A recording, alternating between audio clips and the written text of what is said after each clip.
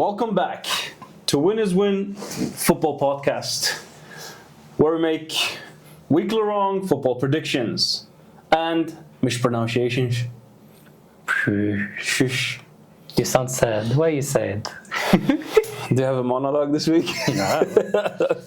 You're not I don't need to say anything. I think the talking was done on the pitch. Because you have no place. You're in no place to have a monologue. Sure. You guys have to do a God of Honor for your arch rivals. You gave them. You could have stopped your arch rivals from winning a title. At least we competed. At least we competed. Got crushed, but we competed. Butlers. El Clásico. El Clásico. Crazy game once again. I mean, it's getting boring how crazy these games are. Yeah. I have to be honest. I don't think it's the Clásico game. I think it's the Barca games. I mean, they don't have any defense and they have a great attack. I mean, honestly, the defense in this Barca team is shambolic. I mean, honestly, this is what I'm referring to when I'm saying it's unsustainable, because if they want to win, I think they a little bit just focus tiny bit more on the defense. Like when you're up 4-2 or when you're leading, control the game, please, just a little bit. But when you say sustainable, the season is over and they have won the league and the cup and they were this close to reaching the Champions League final. What is sustainable for you? Luck. No, but honestly, like, I mean, how much better could they have done? No, I think they maximize their chances this season with their players. But I don't think it's a sustainable system in the long term. I think they need to improve on it. You mean over years? Yeah, over time. Because this defense is not okay. If you want to be the best team in the world, you can't have a defense this horrible, in my opinion. But also, I think the right back is injured. That's the reason they conceded a lot. Their left back is injured. Injuries. But they still managed to win. Injuries, wow. Injuries, but they still managed to win. Wow, injuries. Who could have thought that? Who could have thought they still won? That affects things. They still won. It's not an excuse. Because you guys are so bad. Yes. That's an excuse. But the thing is with Barca, I think part of it is exhaustion. I think From this long season.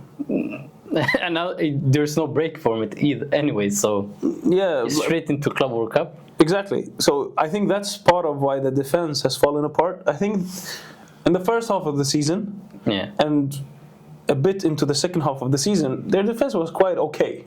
It held up defensively. Of course, it has lapses, but I think, as any defense does. But I think still people, not that they found them out, they learned how they were going to approach Barca games differently, because it was a surprise at the beginning of the season.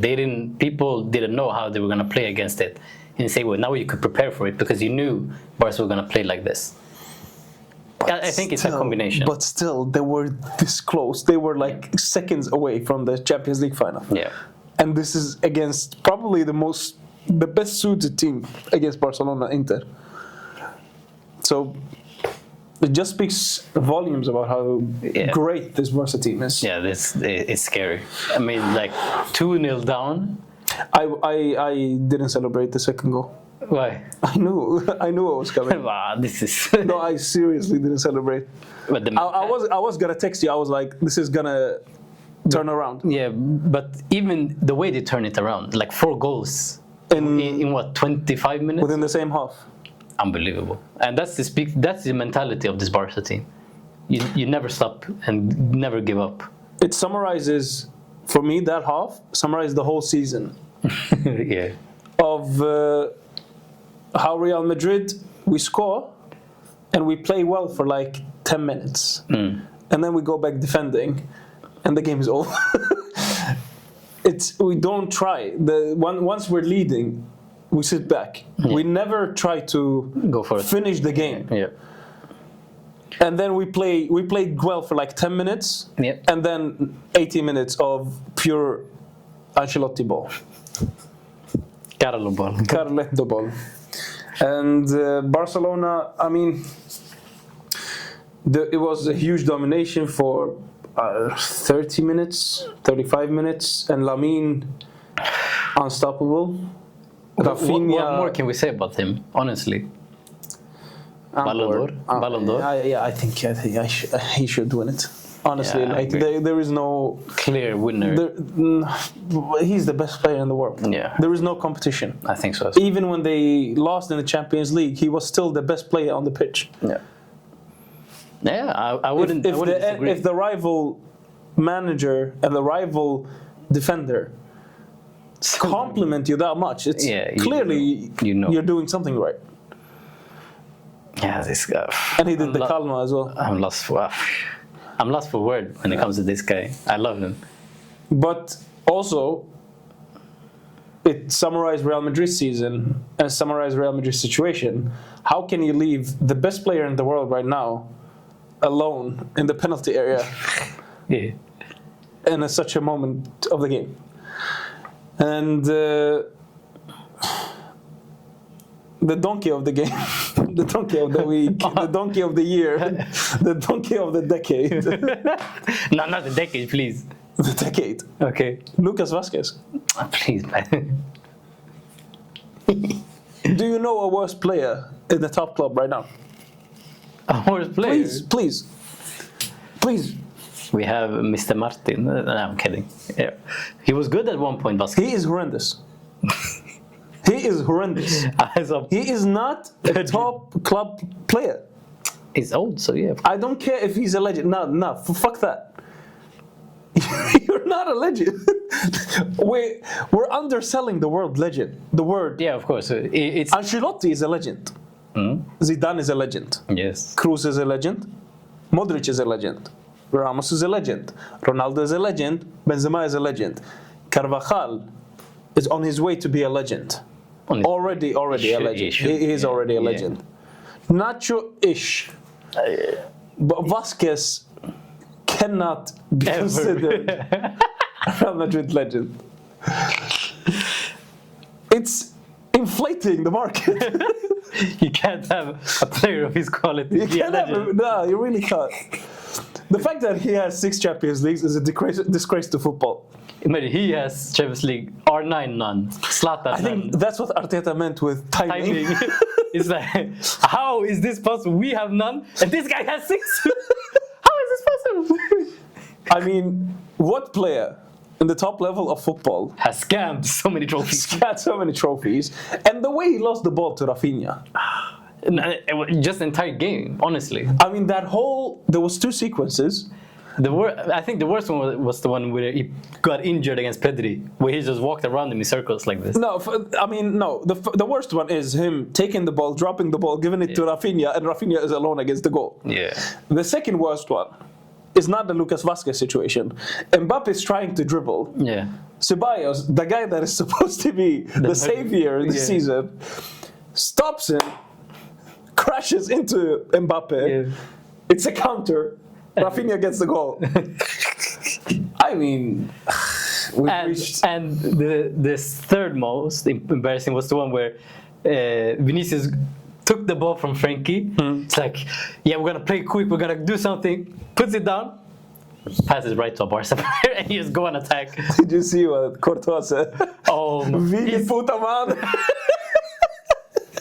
But I think even the players are tired of Vinícius this season. Yet he still assisted 2 goals, which is crazy. Yeah, which speaks for the talent. Yeah, of course, there's no doubt. There's undeniable level of talent in this kid. But at this moment, it's about the mental. Yeah. How are you going to react to all of this? And really, the only player that can held his head high in Real Madrid team is Mbappe. Is it? The rest of the team, maybe Courtois. But you said Mbappe is the toxic of this club. This game. In this game, and for me this season as well. Doesn't matter how much we went through. The guy is he came in to score goals. Yeah. He's the La Liga top scorer. Yeah. And he is on his way on the golden boot, few goals away. Yeah. That's what we bought him for. We bought him for the trophies, of course, but he's doing his job. The rest of the team isn't. Exactly. So it's up to the manager to sort out. To fix it, yeah. And he did not. But it's official. Yeah. Ancelotti out. He's gone. He's the new Brazil coach. Ciao. Ciao, Carlo. And Alonso, here we go. Now, I don't want to hear. You have some of the best players in the world. Yeah. You can't deny it. Yeah. You have a tactician of the highest level who has succeeded, he's a winner's win. Next season, no excuses. I mean, what is excuses? I said we're shit. Okay. For you, what is an excuse? We didn't win because... We didn't win because of the referees or the injuries. That's an excuse. When you say we're shit, that's not an excuse. You're accepting reality. No, I'm saying for next season. Yeah, if we play well and then we lose, fine. Okay. No, I'm just saying, I'm preparing for my monologues next season. If this podcast survives next year. You're quite optimistic, my friend. Everything depends on Xabi now. It's in your hands now. But exciting times. I want to take a moment to actually appreciate what Ancelotti has done for this club. Go ahead. Because now the toxic phase of this season is over. We've lost this season. Yes. It was a horrendous season. We accept it. Is it the right move for Ancelotti to leave? Yes. Is it the right time? Yes. But this manager, it's so underappreciated what he has done, man. 2014, he joins a Real Madrid side. Hasn't won the Champions League for 12 years. We just went through a Mourinho era. He was supposed to win the Champions League for you. And it was a toxic team that he took over. Mourinho started internal fights with Casillas, with the fans. I love Mourinho, but it was a tough team to take over. Yeah. Then you have a big star coming in Gareth Bale. Ozil, a huge figure in the team, leaving. Yeah. Honestly, when that season began back in 2014, I had no expectations to win the Champions League. First of all, I didn't know what it was like to win the Champions League because I started supporting 2007. We'd never won the Champions League back then. Yeah. He comes in and he wins the La Decima. The next season was a disappointment. He's fired. But he beat that 12-year drought of Champions League. He broke the curse. We go through the Zidane era, when that generation of Ronaldo, Benzema, Modric, Kroos, Casemiro, that he built, Ramos, Varane, the team that was in their peak. We won 3 Champions Leagues in a row. 2018, we're in a transition period. From 2018 up until we bought Mbappe, the plan was, this was a transition period. Yes, phase out the old players. Phase out the old players, in with the new. In a transition period, you're not expected to win that many titles. You're not expected to win the Champions League. Yeah. For me, Ancelotti is the greatest transition manager of all time. He turned a transition period. He took over 2022. He took over a team that lost Ronaldo, the biggest, one of the greatest players of all time. Yes. Benzema is aging and is in the last seasons of his career. Modric is aging, last seasons of his career. Kroos is aging. Casemiro is aging. Ramos just left. Varane just left. He was not supposed to win the Champions League in 2022. Yeah. And he won the Champions League and the league. Next season, more disappointing, but still managed to win the cup. You sell Benzema, the best player in the world at the time. You don't buy a striker. You only buy Bellingham, a midfielder. Turns and Bellingham and Joselu. Turns Bellingham into a world-class false 9. Yes. And wins, again, the league and the Champions League. And by the way, no easy way to win the Champions League. Yes. Both times. Beat a historic Man City team. Beat Bayern Munich. Yeah. In the 2022, beat 2 Chelsea. Beat a PSG that had Mbappe, Messi and Neymar. Yeah. And 2014, beat Atletico Madrid's Simeone. Beat Pep's Bayern Munich. Beat Klopp's Dortmund on the way to the final. Yeah. For me, you have to go down as the best manager in the club's history. And I really want to thank you for all that you've done. Because before Ancelotti, I didn't know what it was like to win the Champions League. You're like an Arsenal fan. I was a Malcolm. And now, onto a new era. Xabi. New strides. Now it's the tactical era. It's the first time you got. I guess Mourinho's kind of. Mourinho was the last one. Yeah, and that didn't work out too well. But I mean, he faced probably the best team in history. Yeah, and managed to win the league. For me, it was okay. Yeah, but you're still not known for being the tactical type of team. Yeah, you're known for the superstars, the friendship, power of the friendship. And whatnot. Friendship FC. So now, it's going to be interesting to see what you can come up with. I don't know. For me, it's not as clear that he will succeed as it seems for everyone. No, I agree with you. Like, you never know what's going to happen. With Real Madrid, it can easily become a circus. This club. It can either go amazing or circus. You can never be in between. Because of the expectation, because of the stature of the club, because of the egos in the locker room. Yeah. And I think that's the biggest thing for Xabi to handle. What will he do with the players in that club? Because, like you said, there are so many egos in that team that want to play their way or to be built, or the team be built around them. Yeah. Who are he gonna choose? Who is gonna be the ones that leads the team? And how will can you sell them your idea? Exactly. These are players that don't run that easily. Exactly. These are superstars. Can you sell them the idea of high pressing?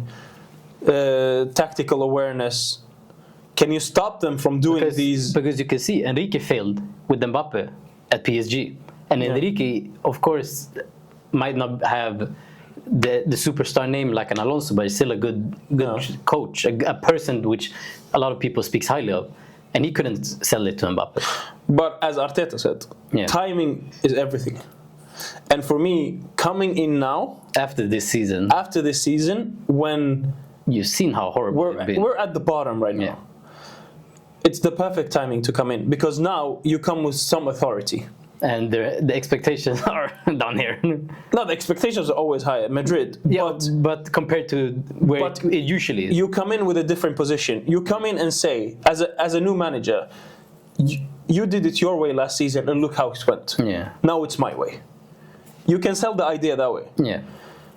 When Ancelotti came, he came after a shitty season, a failed season, trophyless season. Xabi Alonso is coming in a new position. Yeah. I'm hearing a lot of reports of Perez actually wanting to support Alonso with signing. He did not with Ancelotti. He wants to buy a centre back.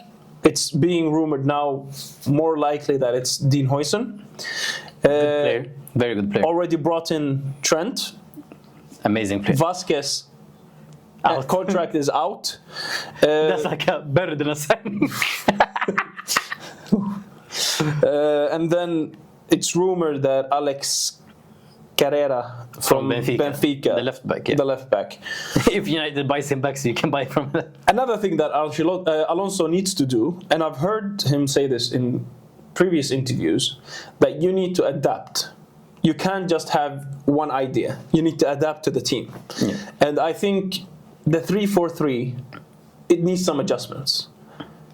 Maybe not a 3-4-3, a 4-2-3-1, with Trent going up higher on the right wing, it depends. Or a 3-4-3 where Bellingham is the number 10 and Vini and Mbappe are up top. Yeah. But it needs some adjustment. You have to adapt. You cannot be just.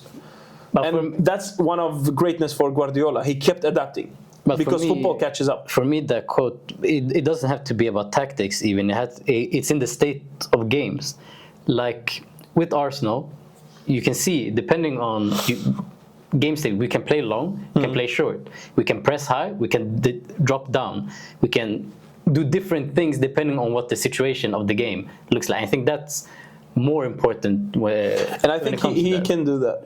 Of course. Yeah. But I'm saying he can do it, but will the players be sold the idea of doing it? Yeah.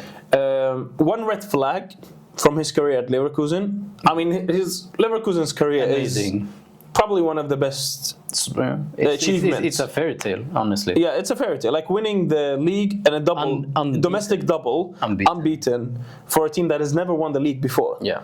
That's crazy. Shouldn't happen. And playing amazing football. Yeah. And showed mentality, scoring in the last minutes. Remontada.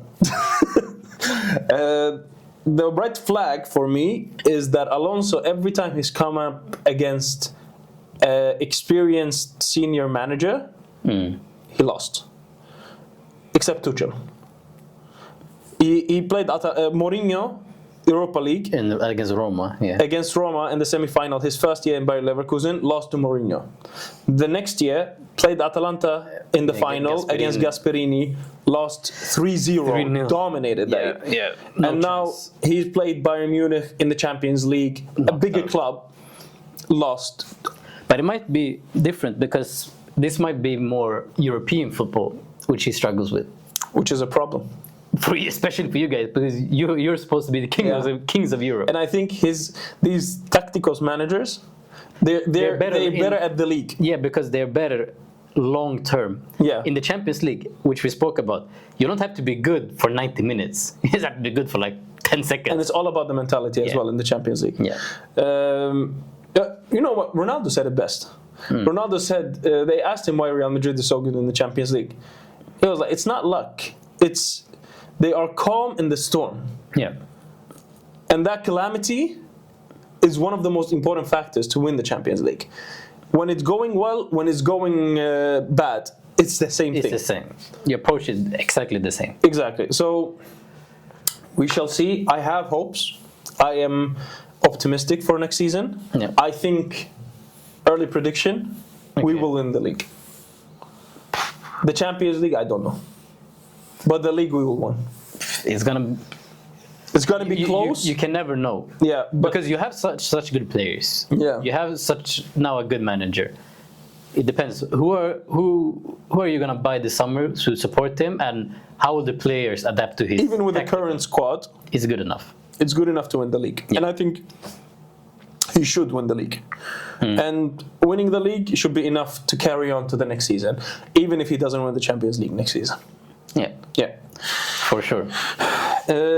And winner's win of the week, Lamine. Yeah. He talks the talk and he walks the walk. Easy. I mean, this. I'm so tired of it. Let's talk about something different. Comment of the week. We can start commenting. It's Arsenal related. So, in the Arsenal game, for some context for the comment, Merino got a red card and Trossard was injured. So now, Arsenal striker, Havertz, is injured. Our backup striker, Gabriel Jesus, is injured.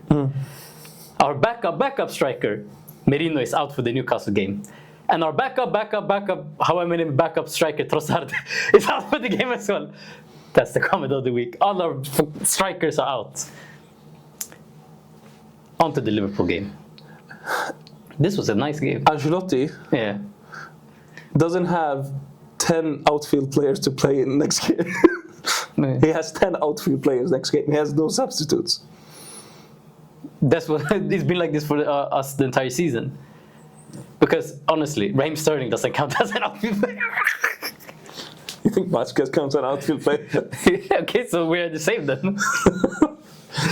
How many minutes has Sterling got in the season? Well, Asensio is our only proper reliable player. Defender. Tchouaméni is good there. No? There is also one thing I need to mention about the Clásico. Sorry. Yeah. The referee decisions were horrendous. Lord. As a Madrid fan, something fishy. There is so many decisions that went our way. Yeah. The first goal that Mbappe scored should have been on offside. Although the ball didn't go Mbappe and it touched Kubarsi and then went to Mbappe, it's still, the pass was meant for Mbappe initially. Of course. The second one was Lamine got fouled by Valverde and then Mbappe scored. Probably should have been a foul. For sure. Barca's second goal, De Jong, it was a handball. It should have been stopped. But it became a goal. Tchouaméni. Is it a penalty? Is it a penalty? Is it not? It wasn't on purpose. But the distance is too short. But what do you do in that case? Do you cut off your arm?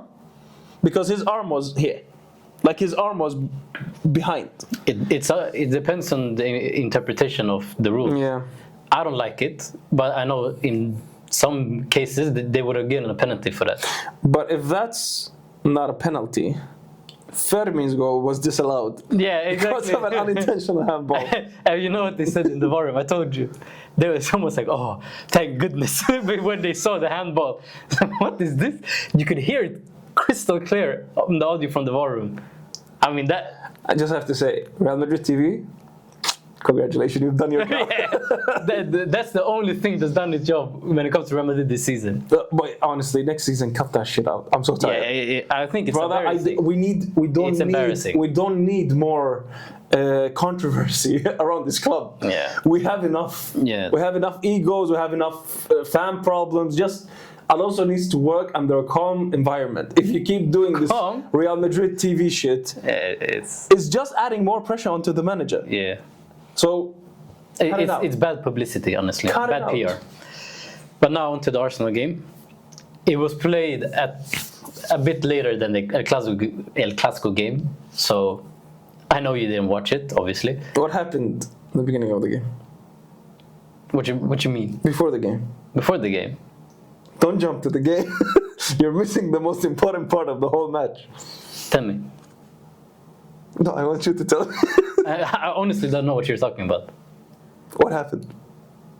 Right, before the game, every time Arsenal visit Liverpool, Arteta and the captain, which has been undergone over the past years, has gone to the Hillsborough Memorial Site, which honors the 96 Liverpool fans that died in the accident, and they put down flowers to honor them. Before the game, in the press conference, he was like, "Well, of course, we're gonna give them a guard of honor because they deserve it. They've been the better player, better team, better coach, everything." He said it, nice and easy. Well done.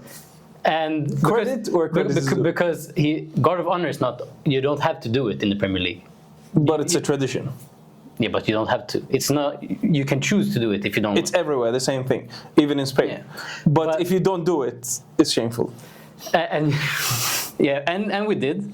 And we know what annoyed me the most every time about Miles Lewis Kelly. People they showed the true colors, because as everyone was lining up, they were walking out. Everyone was clapping, and he was clapping like this. Yeah. Very small claps, but he was clapping. And it was like, why is he not clapping? He's not clapping, and they were going off on him before the game had even started, saying all these kinds of racist remarks. Yeah. And I'm so tired because he hasn't said anything or done anything bad. He's just playing his football. That's true. And they still comment things like this. Is making me go crazy, because this is just a young kid enjoying himself on the pitch, and he's getting all of these comments. And it just makes me mad. But talking about Miles Lewis Kelly, the most entertaining thing in this game was his battle with Salah. I mean, Salah is one of the best players in the league, probably the best players in the league. One of the best players in the world. One of the best. Could be in the shout for Ballon d'Or. Yeah. And he didn't get past Miles Lewis Kelly once. They were always like engaged in physical battle. It was enjoyable to watch because it was high quality. You never knew who was going to come out on top. Of course, he got a yellow card for one situation, which I thought was kind of weak. But he didn't dribble past him once. Salah didn't have any shot in the game, so he limited him He's one of the best players in the world. You're just off this is your debut season, and this is what he's able to do, which for me was impressive. I just enjoyed watching the contest between two. Is he the best left back in the world right now? I mean, one of them, surely. I don't think, who else can do what he does? And it's not that he's doing it Bernabeu. He did it now at Anfield, at PSG. He's done it in the big games, in the big moments, away from home. No, the real question, is he better than Mendy? No. But I mean, Balde is a shout. Yeah, Balde is a shout. He's good. Di Marco, but he's more offensive. He's more a left wing back. Grimaldo is also more offensive. And, because the responsibility Miles has in our system, it's not an easy job that he has. To invert... Nuno Mendes, yeah. Okay. I would say those are the top two then. But he's top 3. But they play. It's a different type of fullback. Yeah. But amazing player. I mean, honestly, this kid, I have no words for him. I'm so impressed by him. The sky's the limit for him to be able to come into men's football and just dominate instantly. It's not like a transition period, like you ease them way into the football. Like Lamine, he just into men's football and he just plays straight away. It's impressive. It's the same with Miles. So I can't say enough for him. The worst thing though from the game, Trent, when he was subbed on, the ball was played to him. I think we had just gotten a red card. They were like, okay, we have to win this game now. We have a chance. Played the ball to him. Boo! I'm not saying the entire stadium, but you could hear it. People were booing him. This is, for me, it's embarrassing. Because Trent, academy player, born and bred Liverpool. He's loved the club. He's played for Liverpool since he was a kid. And he's won them all trophies available at club level. What more can he do for the club? And it's not like when Van Persie left Arsenal, he went to the straight rival, Manchester United. He's leaving the country. He's going to a whole completely different country, to Real Madrid. But what more can the club do for him? What you mean? They won. He's won the. It's not like Liverpool haven't won any trophies. Yeah, they have won the Champions League. They have won 2 and he's Premier been a League. big part of it. Of course, but he's allowed to be a big part of this club. Yeah, and he's probably like one of the 3 most important players. I agree. And they offer him a bigger salary. Yeah, he still chooses to go to Madrid. And if I was a Liverpool fan, I would be like, you're telling me you're going to Madrid, who just went trophyless, and we won the league. Like we're still like a top club in Europe. We're top 3 in Europe historically. Yeah. And this, but I'm telling you, Liverpool don't have that special something about them. But at the same time, what for me is like, okay, you expect players to give everything to the club. But then as soon as a club doesn't want them, they can discard them. But what's to say that a player can choose for themselves where they want to be? And it's not like, honestly, Real Madrid is the biggest club in the world. We know that. Yeah. So there's not like he's taking a step down or anything, in my opinion. Yeah, but I think the Liverpool fans don't understand the hierarchy of football. And that's like that's their issue. It's not for him. Get used to reality. We are here. Calm down. Yeah, we know. You are there. And that's for me. Why I don't think Liverpool honestly will ever be the biggest club in England. They don't have the special something about them, for whatever reason that could be. Do you think it's the city? I think that's a big part of it. But then again, like the players don't want to go. Manchester is not the big city like a London. There's a lot of teams in London, but it's not the same as Manchester. But it's weird because they have a great except that part, but their fan culture is quite. Yeah, it's amazing. Like the Kop is quite an amazing. It's famous. Yeah, it's famous. It's famous. The Anfield is a difficult stadium to go to. They have the most. They are the English club with the most Champions League trophies. Yeah. Now they have the most Premier League trophies. Most league titles. Most league titles. So, I mean, what's the problem, do you think? Honestly, at this point, I have no idea. Were they not the biggest at the right time? But when the Premier League grew, like in the beginning of the 2000s, is that it? Because United and Arsenal were at the top back then. Maybe, but even then, when you look at it, like Chelsea, they were big, they were getting big after a while after the Premier League begun. But City, they came late. They still one of the big. City, in terms of global stature, is one of the biggest teams in the world. You see kids everywhere supporting City now. But Liverpool doesn't have that same. I don't know what it is. For me, I honestly, I can't explain it. Because they have all the factors to be the biggest club in England. They should be. Honestly, like when you look at it. And the thing for me is why players don't choose to go to Liverpool. And that is the thing that confirms it for me, because players, they have the choice between like when Alexis Subimendi, perfect, or Alexis Sanchez when he left Barca, he chose us rather than Liverpool. Subimendi now, Arteta, this is what they reported last summer. Arteta called him and told Subimendi like, yeah, we're gonna come for you in 12 months when Partey's contract runs out, so just wait for us. And he did. And look at it now. He could have changed his mind because you see, Liverpool won the league. We didn't. But he still chose us. You guys came calling for Subimendi. Arsenal, please, they asked for him 3 different times, the reports are. Anyways, you asked for him. And he still chose us. I'm not saying that... You're telling me you have more pull than Real Madrid. No, that's not what I'm saying. That's not what I'm saying. I'm just using as an example this time. That Liverpool, they don't have that pull for whatever reason. Is it maybe the owners? They're not as convincing? I have no idea. I think Arteta is a convincing guy. I don't know what he says. Clearly, he's fucking brainwashed. He brainwashed this fan club. Yeah, honestly, this guy, there's something... Yeah, I'll give it to him. He's good at convincing. Finally. A W, finally. No, honestly, like, there's something he says when he's speaking to players that gets them on board. Like, okay. If Arteta was to convince a player to join the club, for sure it's not like a phone call. It has to be a video call. This is a diagram. This is a bulb. Hello, Zubi. This is a bulb. With you, we can light it. You give us electricity to the bulb. You want to create energy? Come join us. You can't fault it. It works. It works. So, honestly, with Liverpool, I don't know. But this game, it was weird because I think for the first 15 minutes, Liverpool didn't have the ball. Like, we completely dominated them in the open game. And you can see we're still such a good team, even because Declan Rice wasn't playing this game. Where do you go? I just wanted to see the date. 21st of May. Yeah. Declan Rice wasn't playing. And when I saw that, I was like, yeah, this is over. Because he is the glue to our midfield. He is what's holding us together.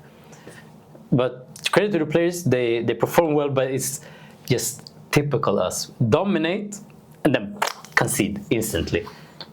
And Liverpool did it well. They scored their goals and they did it in a good way. And when they were 2-0 up, I was like, yeah, we're going to get smoked now. But fair enough to the players. They kept going and they never gave up.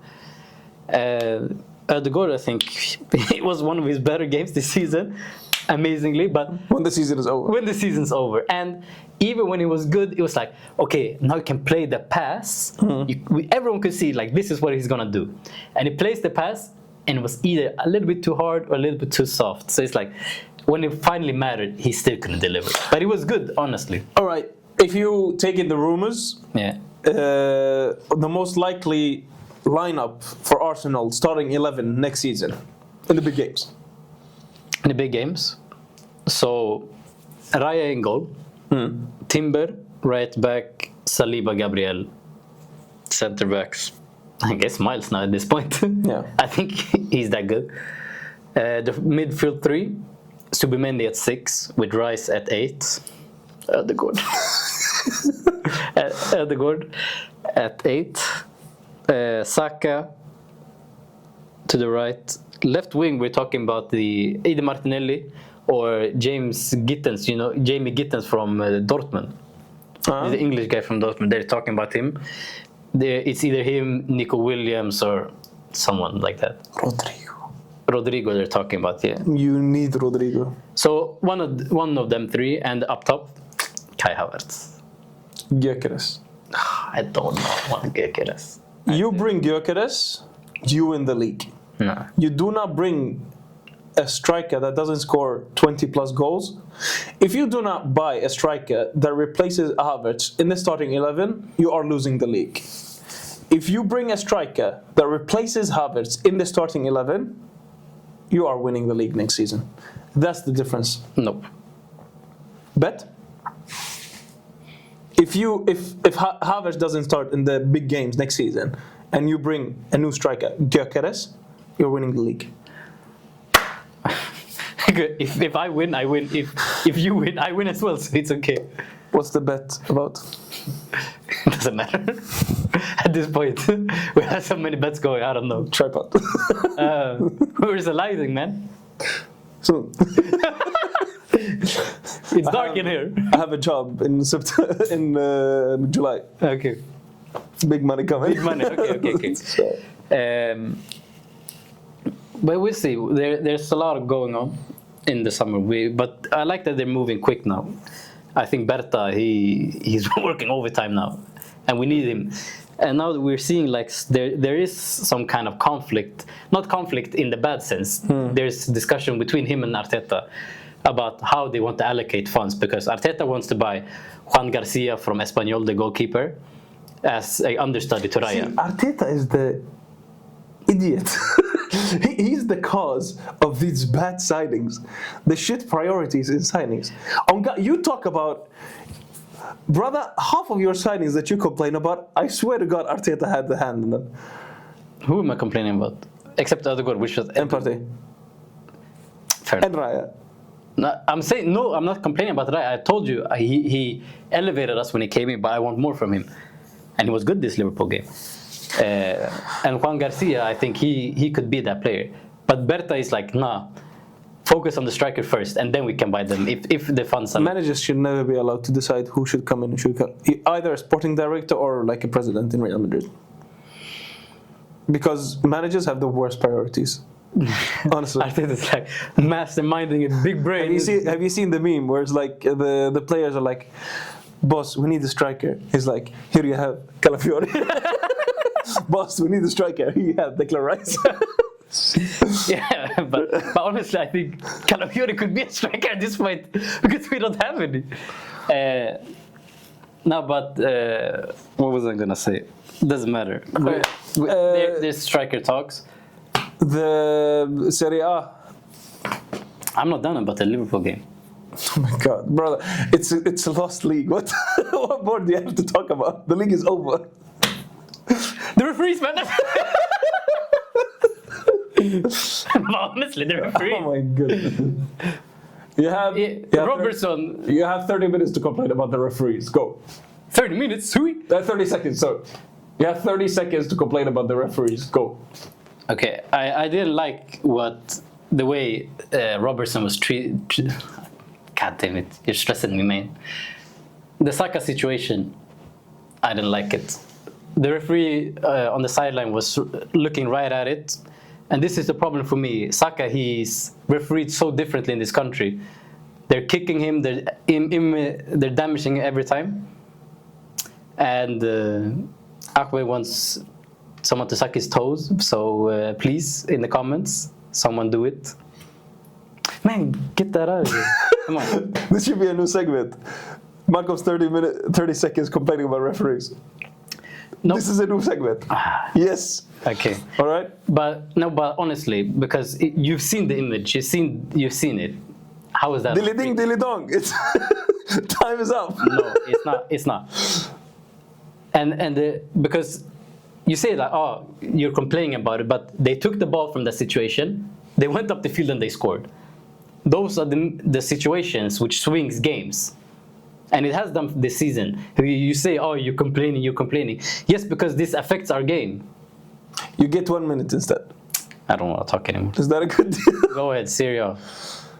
Conte, the winner of them all, the winners win. He dropped points in the biggest league title. Very unlike him. If you bottle this, that's a stain on your legacy. And you wanted to make fun of Real Madrid. Go on. No. Go on. Go on. Go on.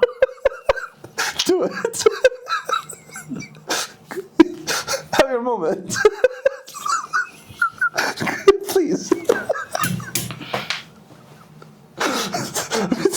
We said it would take more than 30 minutes, but just me pissing you off takes 50. Mission accomplished.